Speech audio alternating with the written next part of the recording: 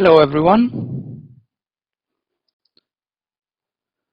Today we are going to talk about another chapter of psychological astrology that I find quite interesting.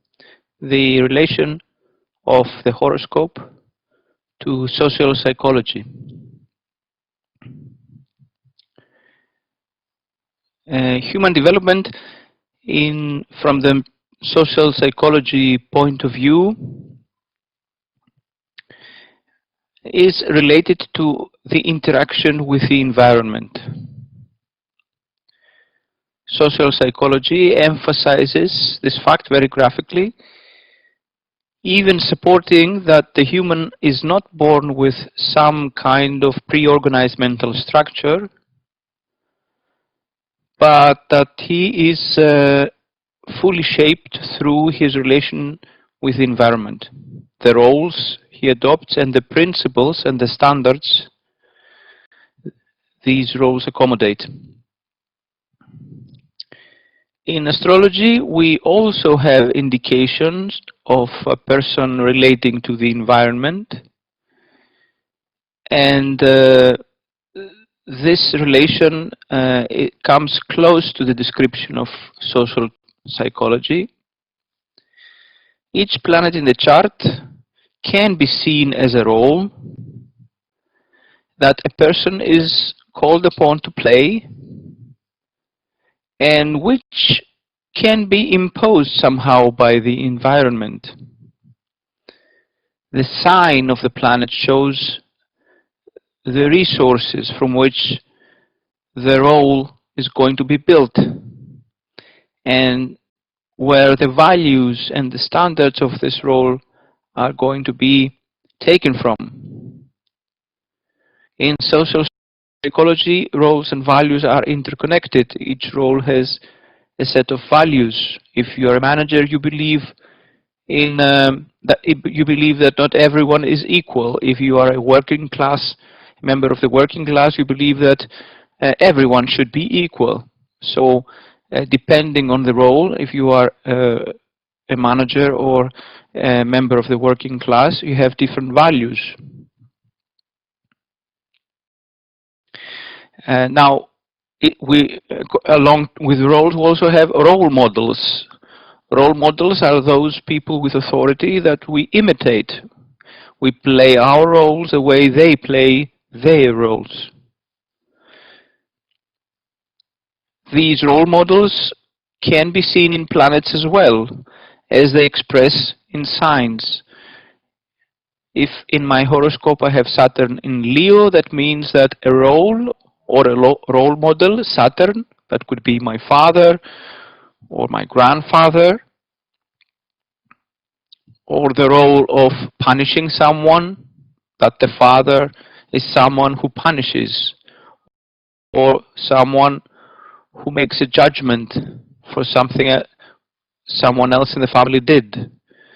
If I have in my mind that Saturn is the role of the judge, I also see Saturn in Leo, so I believe that the judge should play his role as a Leo. He should take his values from Leo and he should behave like a Leo while playing the role of the judge. Now, if the planets don't work properly in the signs, we could also look for the values from their dispositors. So if Saturn in Leo is in fall, maybe is in detriment, maybe it doesn't get the values that are needed for playing the role of the judge. So we might look into the sign position of the Sun, the dispositor of the Sun of Saturn, to get those values from, to play the role of the judge. Now these roles are not independent of each other. Instead, they interact with each other. And how do we describe interaction in astrology? Through aspects. Then we have the so-called conflicts between roles, as social psychology describes it. When we have hard aspects, for example. When the aspects are easy, the roles can be compatible and they can work well together. Now, what matters also is the signs the planets are if they don't have aspects with each other. The signs can also be incompatible with each other. They might have different values. If there is no aspect, it might not be that there is a direct conflict, but if the signs are incompatible, then there could be an indirect conflict. For example, my mother, the moon, is in Scorpio and I am a Leo. My sun does not form a square to the moon, but they are in incompatible signs. So what I say to myself if I identify with the sun is I will never be like my mother. There is no direct conflict, but in my mind we are two different things that are incompatible. Now, how does the human work as an individual in relation to the roles? Where does the human individuality stand between these roles? In social psychology, we say that an individual integrates a part of these roles into himself, and so he constitutes what we call a personality. We could correspond this personality to the ascendant in the natal chart. The ascendant will show us which roles we have adopted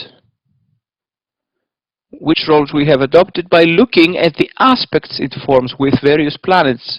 What I mean here is that the planets that form an aspect to the ascendant are the roles or the parts of the roles the personality integrates inside itself, whereas the planets that do not form aspects to the ascendant stay out of what we call a personality. Now, easy aspects show that we integrate these roles voluntarily, willingly. Difficult aspects show that we integrate them because we are pressed by the environment. There is some sort of pressure, threat, fear. Any lack of aspects shows that these roles exist in our environment. We see them, but we're not embracing them. We're not integrating them. So here, an old pattern of traditional astrology is somehow brought in today's psychological astrology, because traditional astrology usually says that the planets that form an aspect to the ascendant are the ones that we see in a person, and the other planets which do not form an aspect to the ascendant are the ones that we don't see. They don't appear in its behavior. Now, this is taken today into psychological astrology and is somehow related to these terms of psychological astrology and of integrating roles into one's personality. Now, important in integrating these roles and forming the personality is the ruler of the ascendant. The ruler indicates personality's favorite role or its guiding role model. It is worth mentioning here that the role of house rulers and dispositors is an important element of interpretation, because it shows how our environment can be supportive or not supportive to one's personality's functions, or in other words, the roles that he adopts. Especially when a planet does not have sufficient dignities in itself, it cannot play the role by himself and needs help, the interaction with the dispositor and the house ruler turns out to be very critical.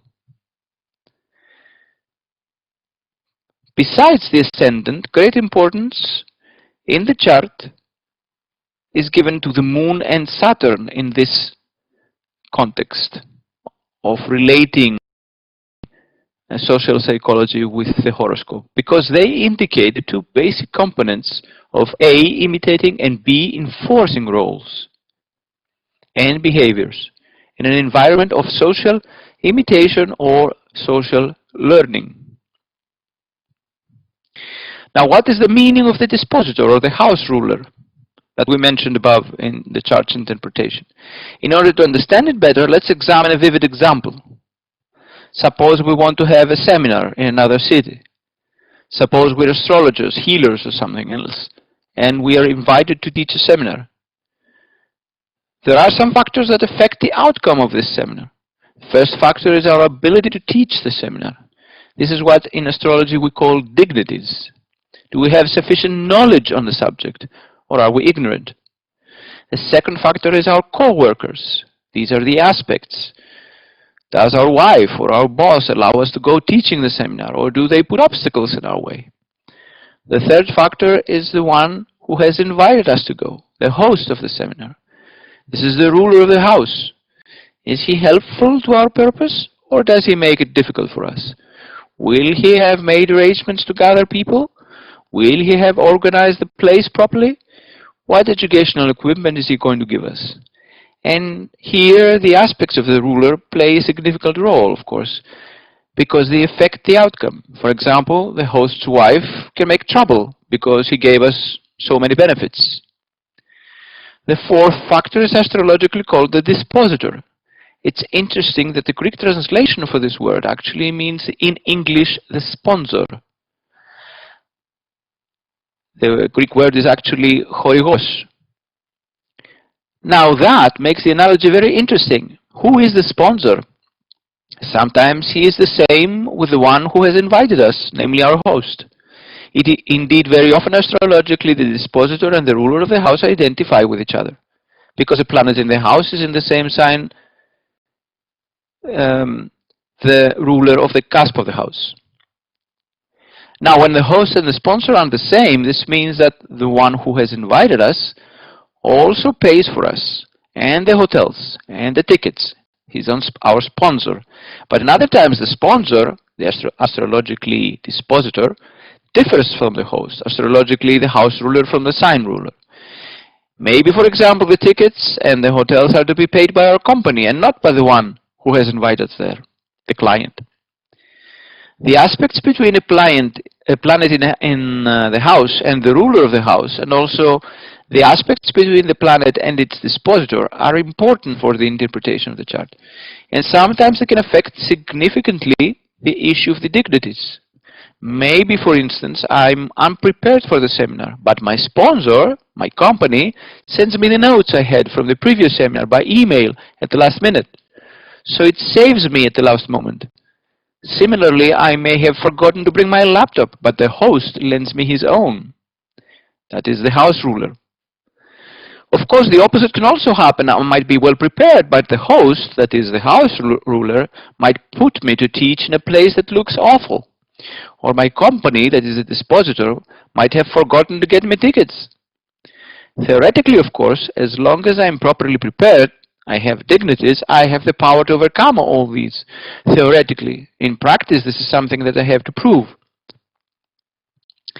But if I have been properly prepared, I might have anticipated all these possible obstacles. Now, the house rulers and the dispositors mean that the environment is able to help or prevent a person from expressing a planet properly in its rightful place, namely its house. And it is important to investigate these kinds of interactions between dispositors, house rulers, and planets in order to monitor such effects. In addition to the above, it is worth noting that receptions, namely the dispositor of the planet, is possible to act as an example for the behavior of the planet, as a role model, as we said before, even if it does not form an aspect to it. It is possible to act as a role model, as it's called in social psychology, or in other words, as an example to be followed. Of course, there are many different cases here. One case is that the initial planet has dignities, so he doesn't need to follow a role model, but instead he decides for himself. In other words, he gets its values directly from the sign he's in.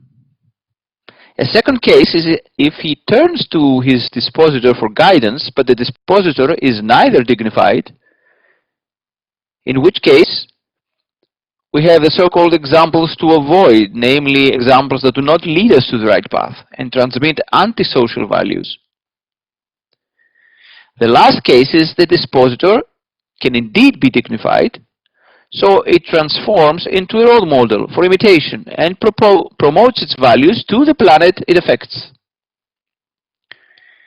This role model mechanism, however, can also expand to other planets besides the dispositor, because the dispositor is nothing else but the planet which rules the sign our natal planet is. But what about the other planets which are related to the same sign? For example, the one that has its exaltation in the same sign, or the one that has its detriment or its fall in the same sign. These are also examples for imitation or avoidance.